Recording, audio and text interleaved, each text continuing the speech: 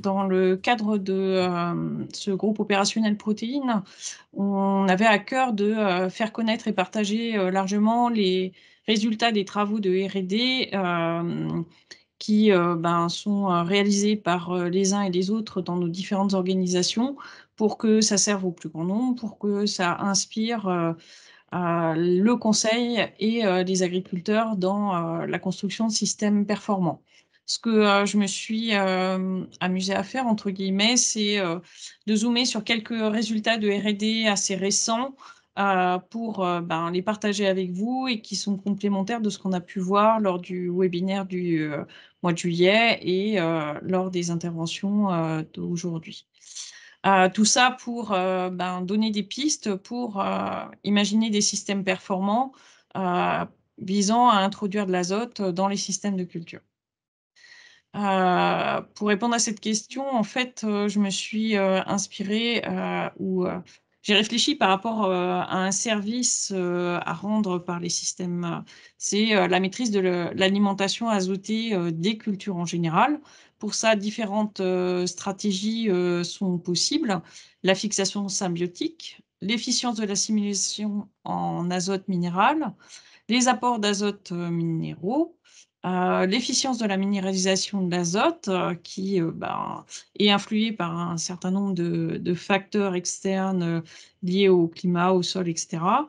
Et puis, également la production de matières organiques aux champs non exportés, ainsi que les apports organiques exogènes. Bon, compte tenu, du timing, disponible, j'ai fait le choix de zoomer sur, quelques, techniques, stratégies, qui pourraient, vous intéresser. Notamment, les colzas associés qui est, une technique qu'on a, testée depuis, plus d'une dizaine d'années et qui se développe, petit à petit, dans les exploitations. La technique aussi de couvert permanent de légumineuses en semi-direct pour lequel, le fait d'être en non-travail du sol, ça change pas mal, la donne. Et puis enfin, la luzerne fraîche comme fertilisante, notamment à partir des essais réalisés en agriculture biologique. Hem, Bien sûr, mes collègues des, chambres d'agriculture ou les partenaires avec qui, ces travaux ont été réalisés, peuvent intervenir pour compléter. Le colza associé, en fait, de quoi s'agit-il? Donc c'est une technique qui commence à être un peu connue, qui nous paraissait, quand on a commencé à y réfléchir, notamment sous l'impulsion, du Citium qui est aujourd'hui Terrinovia. L'idée, c'était de semer avec le colza une ou plusieurs plantes gélives, avec, comme hypothèse que pendant l'hiver, là où les cultures associées, gèleraient, avec des arrière-effets positifs. Ces plantes gélives, elles peuvent être, des légumineuses ou pas. En tout cas, j'ai zoomé sur, la partie plus légumineuse. Ces travaux autour des colzas associés, ils ont été réalisés, depuis, 2010 environ, dans différents programmes régionaux ou nationaux. Donc dans le cadre du programme, régional système de culture innovant, zéro herbicide, point d'interrogation, mais aussi, de programmes nationaux financés par le CASDAR comme Picoblé et Rédusol. Heu, Finalement, au départ, ces, colzas associés, c'était aussi, et peut-être en premier lieu pour gérer la problématique, de gestion des adventices dans les colzas et finalement, il y a eu d'autres, effets, intéressants, notamment, et c'est ce que je reprends dans les objectifs, ci-dessous, c'est, l'amélioration de la fertilité des sols avec, l'azote fixé à l'host par la plante compagne qui sera disponible pour le colza, mais surtout pour les cultures suivantes et seulement après la destruction de légumineuses. C'est aussi, limiter les dégâts d'insectes d'automne, qui, ont, été, crescendo, depuis, 4 ou 5 ans et qui ont, fortement, réduit eu pour conséquence de fortement réduire, les sols en colza dans notre région. Ça a été, limité l'enherbement par l'effet d'étouffement des adventices. Ça induit que, la concurrence vis-à-vis de la lumière puisse, se faire par, la plante, associée. C'est aussi, bénéficier d'un couvert déjà en place, à la récolte du colza par les repousses et ça peut permettre de réduire, les herbicides, qui étaient, avec la gestion des adventices de manière plus globale, une des problématiques initiales majeures. Je ne vais pas rentrer dans les détails des dizaines d'essais qui ont été faits en région Bourgogne-Franche-Comté, des centaines d'essais qui ont été faits au niveau national. Ce que j'ai voulu reprendre, c'est ce qui est aujourd'hui disponible dans le guide culture d'automne, édité par les chambres d'agriculture, avec des recommandations pour ces colzas associés, avec différentes légumineuses gélives possibles, en passant par la févrole, la lentille, le fenugrec, les gesses, les trèfles, les vesses, et puis un certain nombre de mélanges. Donc voilà, ça fait partie des champs des possibles. Ensuite, finalement, il y a quelques points clés qu'on retient à partir des essais blocs avec répétition ou des comparaisons en bande qu'on a pu réaliser avec et chez des agriculteurs du réseau. Ces points clés sont les suivants. C'est avancer la date de semis d'une semaine environ, ce qui permet au colza de mieux supporter la concurrence du couvert, d'obtenir un couvert suffisamment développé pour être détruit ensuite par le gel. Faut essayer d'éviter les parcelles très infestées en gaillet, géranium, matricaire et bleuet parce que ça peut être concurrentiel de la plante compagne et ça peut être un problème. Dans les autres étapes, si on résume en 3 grandes phases, donc la phase de préparation du sol est déterminante. Celle-ci se fait à la récolte de la culture précédente et donc courant juillet-août. L'idée, c'est de privilégier les interventions à faible profondeur pour éviter de remonter des semences adventices. Ensuite, il y a l'étape de semis où on essaye de limiter les passages pour garder la fraîcheur et favoriser l'implantation du colza et du couvert avec une concurrence vis-à-vis de la ressource en eau. Et puis, en cas de semis direct, essayer de privilégier les vitesses faibles pour limiter les levées d'adventices qui peuvent poser problème. Donc tout ça concourt à implanter le colza et l'inciter à mieux s'enraciner pour essayer de valoriser au mieux les ressources du milieu, que ce soit en termes d'eau, que d'azote et autres éléments fertilisants. Ensuite, courant février, on démarre la partie alimentation azotée des cultures où il peut être possible de réduire la dose totale de 30 unités de par l'effet du couvert. En tout cas, ça fait partie des éléments à prendre en compte, sous réserve que ce couvert soit détruit soit par le gel, soit par des interventions chimiques, le cas échéant. Voilà les principaux éléments qu'on retient, qui ont été travaillés via des essais, qui ont fait l'objet de démonstrations. Je voulais vous rappeler ou faire un clin d'œil à la plateforme qu'on avait fait en 2012 à Joux-la-Ville dans Lyon, à l'occasion des Herbsols, qui a contribué à donner des publications de Terra Innovia avec leur brochure colza associée à un couvert de légumineuses gélives et puis ce que vous retrouvez dans le guide culture que je viens d'évoquer.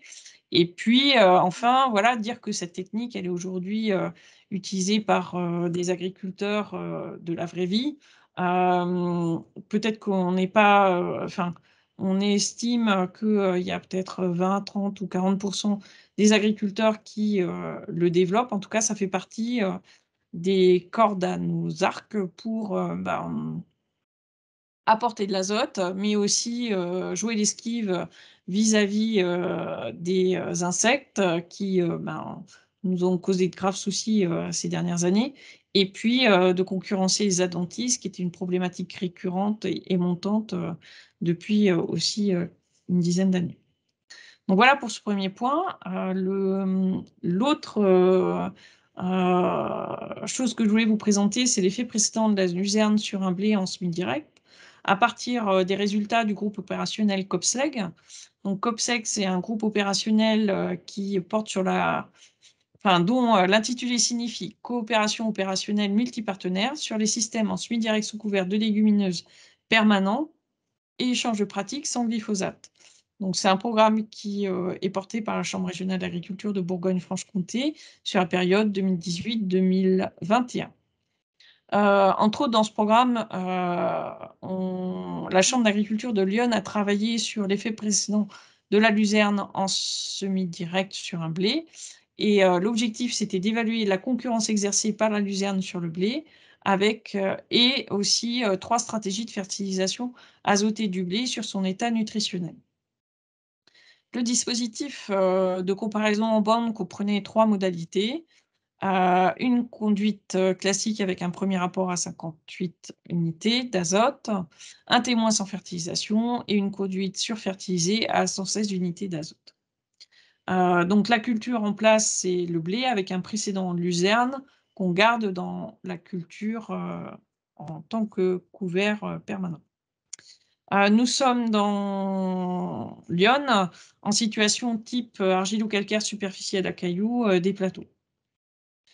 Ce qu'on peut retenir, donc j'ai fait, des zooms assez succincts, donc si vous avez des questions, n'hésitez pas, j'essaierai d'y répondre du mieux possible.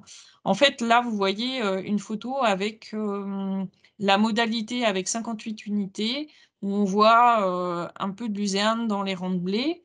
Donc ça, c'est, un cliché qui a été pris au 30 avril 2020, donc année où on a eu un printemps, assez sec.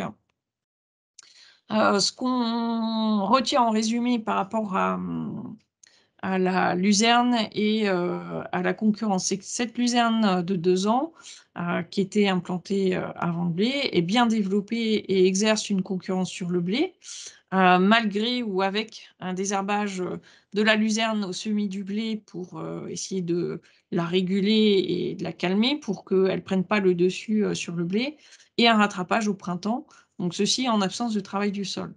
Et dans cette, modalité à 58 unités d'azote, finalement, la conclusion, c'est que le blé ne s'est pas suffisamment développé au démarrage pour prendre le dessus, et que cette concurrence, elle a été, confortée par, le printemps sec qui n'a pas aidé, le blé à prendre le dessus. Donc ça, c'est un premier point. Le deuxième point, c'est qu'en termes de stratégie de fertilisation azotée du blé, donc là, vous avez, sur le graphique, les mesures, qui ont été faites à l'aide de la pince N-Tester au 30 avril. Donc ça, c'est, les points à gauche et au 18 juin et en fait, on voit qu'entre la modalité 0 apport d'azote et 116 apports d'azote, il y a une différence, et ces différences sont bien nettes au 30 avril, beaucoup moins, au 18 juin. C'est ce qu'on voit, là où l'écart, se rapproche. Sachant que, sur la modalité 50 unités, d'azote, on pense qu'il y a eu un biais, lié à la concurrence de la luzerne à ce moment-là. Donc ça fait partie des choses qu'il faudra qu'on recreuse. Et puis autre élément, c'est que, le blé zéro azote, finalement a eu un besoin en azote qui n'a pas été compensé par, l'apport, d'azote issu de la luzerne et des arrière-effets de la luzerne qui, se sont peut-être pas exprimés comme, cette luzerne n'a pas été détruite, comme ça peut se faire classiquement en travail du sol, plus classique et donc ça a amené, des, résultats intéressants que je vais vous présenter ici. Donc, vous retrouvez ici le graphique avec, les rendements, pour la modalité 0 azote, 58, unités d'azote apportées et 116.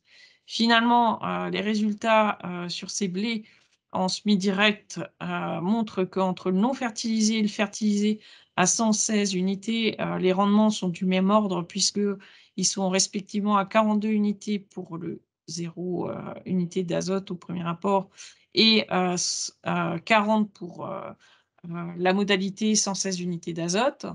Un petit peu en deçà pour, 50 unités d'azote, mais il faudra qu'on creuse, l'affaire de la concurrence et les taux de protéines, sont du même ordre, autour de, 12,5 Finalement, dans ces essais, enfin, ce qu'on retient, c'est que, la concurrence entre la luzerne et le blé en semi-direct serait plus préjudiciable sur le rendement que le manque de nutrition azotée du blé. En tout cas, ça fait partie, des choses qu'il faut qu'on conforte, à partir d'autres essais que je vais vous présenter maintenant, ou des résultats de cette année.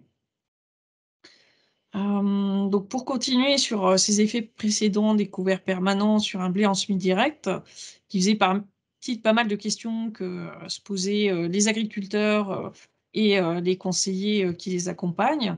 Donc, dans un autre programme qui s'appelle ICO, porté par la chambre d'agriculture de Côte d'Or et financé par l'agence de l'eau RMC, l'objectif c'était, d'évaluer la concurrence exercée par les couverts et les stratégies de fertilisation azotée. Donc dans le cadre d'un essai qui est situé à Bretenière, donc en Côte d'Or, de comparaison en bande sur des types de sols type, argilo-limoneux et sur un blé, qui a eu un précédent moutarde. On voit, et je vais, détailler finalement, là vous avez une modalité, semi-direct plus, luzerne en couvert permanent avec implantation de blé. Donc ça c'est, une, photo prise au 27 avril à gauche et puis, à droite, vous avez la photo prise au 4 juin, de l'année, 2020, donc qui a eu, ce printemps assez, sec, pendant, la période de confinement pour, mémoire. Qu'est-ce qu'on observe? C'est que, donc, là, je vous ai, détaillé toutes les modalités. Donc vous avez des modalités de travail du sol avec matière organique, donc, qui est du compost, de fumier à 6-7 tonnes, du, travail du sol plus couvert. Là, vous avez les modalités semi-direct, avec luzerne à la dose, X, X-40, X-80. Pareil pour le lotier et pareil pour un mélange, trèfle, lotier qui, s'est, mal développé. Le lotier, s'étant à peu près implanté, mais le trèfle a eu plus de mal à démarrer. Les autres modalités, c'est semi-direct sans couvert, semi-direct avec couvert annuel et travail du sol. Les principaux enseignements, de cet essai 2019-2020, c'est que, ben par rapport à, des systèmes en semi-direct sans couvert, avec couvert ou, avec un travail du sol classique, finalement, on est, dans, la tranche des, 73-76 quintaux par hectare. Voilà ce qu'on observe. Et quand on regarde par rapport à la modalité en semi-direct sous couvert de luzerne, ben, il y a un décrochage marqué puisqu'on passe de, 75 à quelque chose autour de 54 pour, la dose X et moins pour les doses X, -40, -80. Ça, c'est ce qu'on observe aussi pour, ben, le couvert de lotier, permanent. Et beaucoup moins, pardon, pour, le semi-direct avec un couvert de trèfle plus lotier, finalement, on n'observe pas de décrochage, mais enfin, pour être complètement transparent, ce couvert permanent de trèfle lotier, il s'est très peu développé et du coup, enfin, on peut quasiment considérer qu'il était, pas vraiment présent. Quand on regarde ça au niveau, des, marges brutes, finalement, on s'aperçoit que, ben, les, systèmes, ont des marges avec, la dose X, les plus intéressants. Ça, c'est vrai dans les modalités luzerne, lotier et trèfle plus lotier, avec les nuances, liées aux effets sur le rendement que je viens, de détailler.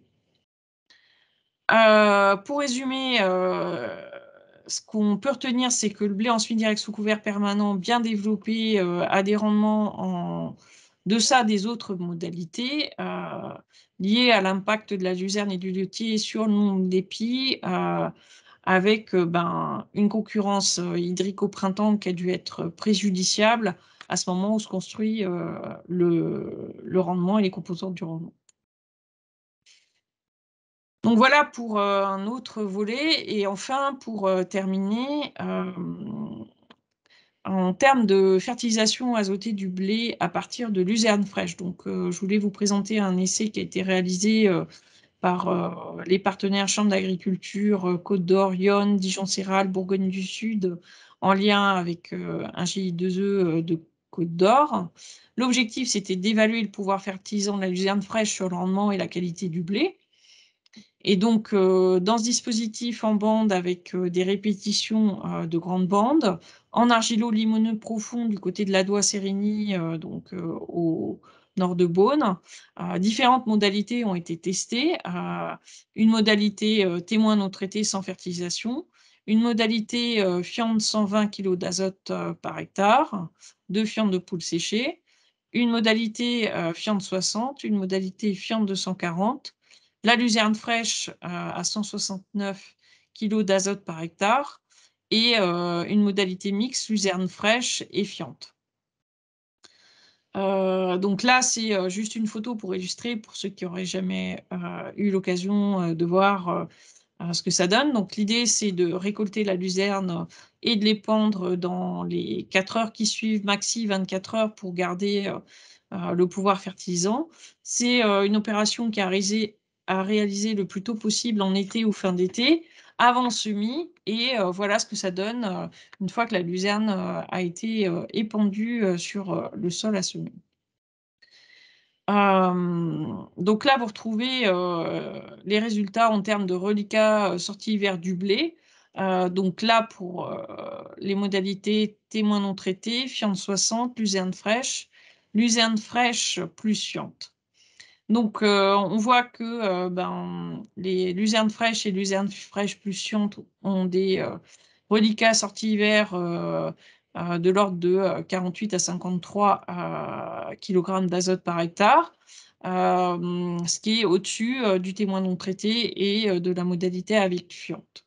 Donc, des variations qui semblent dues aux différents produits utilisés. Quand on regarde ce que ça donne en termes de nombre d'épis par mètre carré, on voit que pour les modalités avec des fortes doses d'azote global, le nombre d'épis tend à stagner autour de 394 épis par mètre carré pour ces fortes doses, et c'est plus limitant pour les doses plus faibles. En termes de rendement, ce qu'on a pu observer, c'est que la modalité luzerne fraîche que vous voyez ici, c'est le 3e bâton de l'histogramme, affiche un rendement autour de 36 quintaux par hectare. C'est plus 13 quintaux par rapport à la modalité témoin. C'est du même ordre, enfin en tout cas on est dans les mêmes ordres de grandeur, puisque ça oscille entre 36 et 38 ou 39 pour les modalités avec des plus fortes doses. L'autre enseignement, c'est que la fertilisation par la luzerne fraîche est intéressante, en tout cas si c'est fait dans de bonnes conditions, sachant que il y a aussi à prendre en compte les coûts de transbordement, de récolte, transport, épandage de la luzerne, qui avaient été estimés pour la récolte de l'essai qui a été faite en 2017 à hauteur de 204 € par hectare. Et en termes de marge, ce qu'on a regardé, c'est que cette modalité luzerne fraîche, elle est aux alentours de 746 € par hectare en marge cheminette, pour un blé à 320 € tonne, contre 694 pour la modalité fiente 120 et 566 pour le témoin. Donc, en tout cas, c'est sûrement quelque chose à explorer et regarder. En tout cas, ça peut être une piste intéressante à valoriser en bio.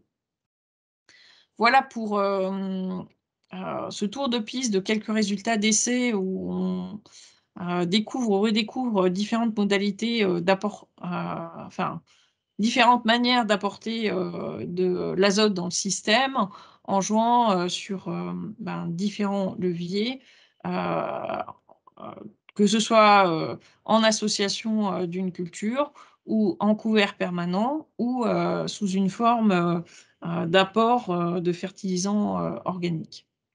En tout cas, il y a sûrement d'autres choses qui sera à valoriser, ce sera pour une prochaine fois, et je voulais juste remercier mes collègues Marie-Agnès Loiseau, Louis Gabot, Éric Bizot de la Chambre de Lyon pour la transmission de leurs résultats, Dimitri Deher, Vincent Maurice et Clément Divot de la Chambre de Côte d'Or, ainsi qu'Hélène, bien sûr. Merci. C'est moi qui te remercie. Merci pour ta présentation et ces résultats de différents essais. J'ai pas de questions dans le chat. Ah si, alors j'ai une question donc de Christophe Lecomte qui vient d'arriver. La luzerne fraîche est incorporée avant l'implantation du blé. A-t-on des problèmes de lixiviation de l'azote? J'ai pas de réponse, directement. Je poserai la question et on le remettra, aux participants. Oui. Oui, en fait, Marie-Sophie fait un compile de différents essais, mais c'est pas toujours elle qui a mené ces essais. On a une remarque de JF Bodino qui dit: Dommage que la luzerne fraîche ne fasse pas d'abord un petit tour dans une panse de ruminants ou de méta. Oui, ça fait partie, des choses, mais c'est vrai sur ce sujet-là comme sur d'autres, ça fait partie, des, réflexions ou des, points qui, ben, sont à réfléchir collectivement, pour imaginer, des solutions, et permettre de maximiser les avantages de, ces cultures. Hem, voilà, c'est toujours un point délicat, en tout cas, alors au niveau expérimental, ce qu'on voulait, c'est aussi trouver, de nouvelles pistes. Après, dans le développement et dans la politique globale, ça fait partie, des choix ou des orientations à envisager, d'un point de vue plus, méta.